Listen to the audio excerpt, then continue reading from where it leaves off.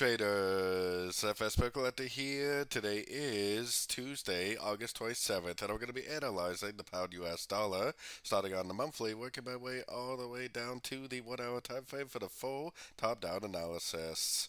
So on the pound dollar, I still think that we're in the middle of a wave 3 of a wave C right now. I think we're going to end up probably going up to about the 161.8, probably taking out these previous highs.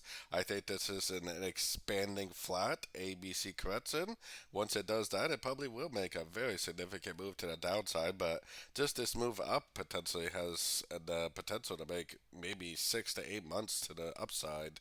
So anyways, going down to the weekly, this is likely a wave 1. I think this is a running flat wave 2. I think this is 5 waves up right here for a wave 1 of 3. WXY wave 2 of wave 3.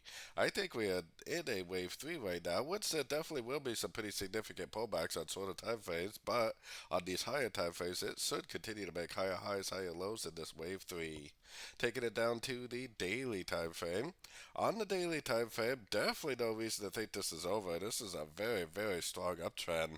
And when we're in a wave 3, you do not want to go down to the shorter time frames and try to identify the top of this, because you may think that this thing is about ready to top out and it just keeps on going and going and going and going.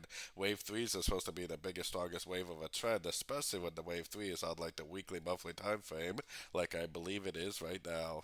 So going down to the 4 hour time frame. On the 4 hour time frame, I got my Fibonacci retracement on this last move up right here. I'm not really convinced that this correction is over. I am long a little bit still, but I actually think there's probably a better chance that it might go down again. Probably complete a little bit more of a proper ABC correction before it goes up.